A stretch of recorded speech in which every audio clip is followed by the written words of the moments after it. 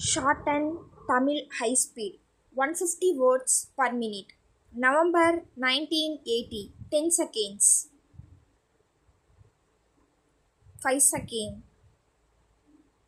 2 seconds Start. தலைவர் அவர்களே, இந்த கூட்டுறவு சங்க திருத்த மசோதாவை பொறுத்தவரையில் பல்வேறு கட்சிகளை சார்ந்த உறுப்பினர்கள் கருத்துக்களை விரிவாக எடுத்து சொன்னார்கள் என்றாலும் மசோதாவிற்கு அப்பாற்பட்ட சில விஷயங்களையும் எடுத்துரைத்தார்கள். இந்த மசோதா எந்த நோக்கத்திற்காக கொண்டுவரப்பட்டு இருக்கிறது என்பதை முதலிலேயே நான் எடுத்து சொல்லி இருந்தாலும் மீண்டும் தெளிவாக சொல்லுவது தேவை என்று கருதுகிறேன். அரசு மற்றும் பல்வேறு நிர்வாகங்களின் கீழ் பணிபுரியும் சிப்பந்திகள் கூட்டுறவு சங்கங்களை அமைத்துக்கொண்டு அவற்றிலிருந்து கடனுதவி பெறுகிறார்கள். அவர்கள் அந்த கடன் தொகைக்கான தவணை பணத்தை மாதந்தோறும் கூட்டுறவு சங்கங்களுக்கு தவறாமல் செலுத்த கடமைப்பட்டு இருக்கிறார்கள் என்றாலும் அவர்களே நேரடியாக அதை செலுத்துவதற்கு பதில் சம்பளம் வழங்கும் பொழுது நிர்வாகத்தினர் அந்த தொகையை பிடித்து கொண்டு மீதியை ஊழியர்களுக்கு தருகிறார்கள். பிடித்து வைத்த பணத்தை நிர்வாகத்தினர் கூட்டுறவு சங்கத்திற்கு செலுத்தி விடுவது வழக்கம். அது வழக்கமாக இருக்கிறதே ஒழிய சட்டப்படி அதற்கு இதுவரை வழி செய்யப்படவில்லை.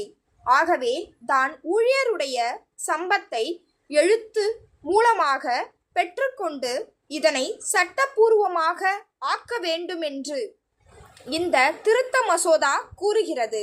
இப்படிப்பட்ட சட்டபூர்வமான அதிகாரம் கூட்டுறவு சங்கங்களுக்கு இல்லாத காரணத்தினால் கடன் பாக்கியை கட்டாயமாக சம்பளத்திலிருந்து வசூலிப்பதில் சிக்கல்கள் ஏற்பட்டு கூட்டுறவு சங்கங்கள் பயனுள்ள வகையில் செயல்பட முடியவில்லை. மேலும் எண்ணிக்கையில் உறுப்பினர்களை சேர்த்து கொள்வதிலும் தடைகள் இருந்து வருகின்றன.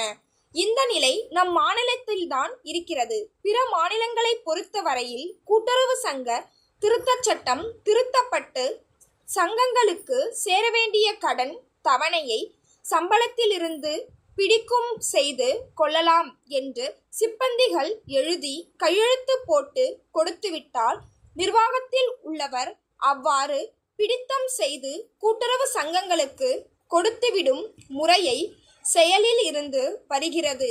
அதேபோல நம் மாநிலத்திலும் ஊழியர்கள் அதிகமான எண்ணிக்கையில் கூட்டுறவு சங்கங்களில் சேர்ந்து பயன்பெறும் வகையிலும் நாட்டில் கூட்டுறவு இயக்கம் நல்ல முறையில் வளர்வதற்கு உதவியாகவும் இருக்குமென்று கருதியே இந்த திருத்த மசோதா அவை முன் கொண்டு வரப்பட்டு இருக்கின்றது.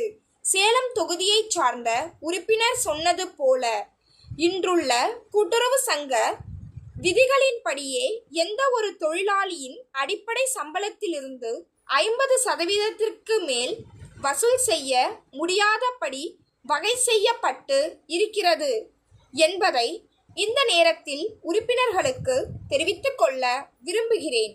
இன்னொரு கருத்தும் 1-2 உறுப்பினர்களால் எடுத்து சொல்லப்பட்டது.